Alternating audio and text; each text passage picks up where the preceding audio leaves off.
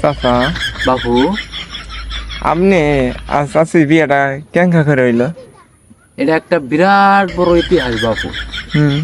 আমি তোমার ভাইঙ্গে কই, আমি গেছিলাম বীর এক গৃহস্থের বাড়ি কাম করতে। হ্যাঁ।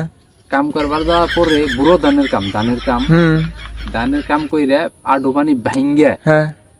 মাথাতে একটা ধানের বোঝা নিয়ে হ্যাঁ, সর্বনাশ। সর্বনাশ। তখন কিন্তু আমি কামুল্য বলা দিলাম হ্যাঁ, এখন নিয়ে গৃহস্থের বাড়ি যখন বোঝাটা ফালাইলাম, হ্যাঁ, সর্বনাশ।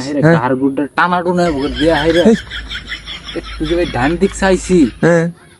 একটা মাইয়া দেখি শাড়ি পইরে হ্যাঁ। লিপস্টিক ঠুড়ে মধ্যে মাখাইয়া হ্যাঁ। সুন্দর করে আইটা যাইতাছে। হাই সর্বনাশ। সর্বনাশ রোমান্টিক ফিলিংস। রোমান্টিক। তখন ওই মেয়েটা দেখে তো আমার দিলের মধ্যে একটা ভারী মেরে উঠলো। এটা আমার নাকবো ডাকবো ভূমিকম্প সৃষ্টি হয়ে গেল। ভূমিকম্প। হাই সর্বনাশ। তারপরে মনে করো কয়েকদিন কাম করলাম ওই বাড়িতে ওই বাড়িতে কাম করলাম, কারণ ওই যে বিয়ে করলাম পটালাম।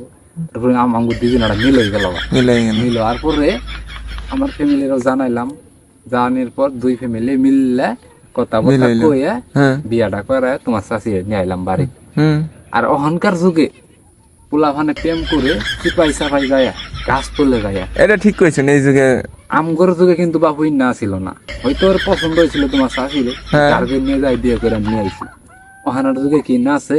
নাই। ওহানা পরিবেশটা নষ্ট হয়ে গেছে গা, নষ্ট হয়ে গেছে। দুনিয়াটা একদম সর্বনাশ হয়ে গেছে। সর্বনাশ হয়ে গেছে গা। এই রইল হানার দুনিয়া, আমগর যুগে কিন্তু আসছিল না।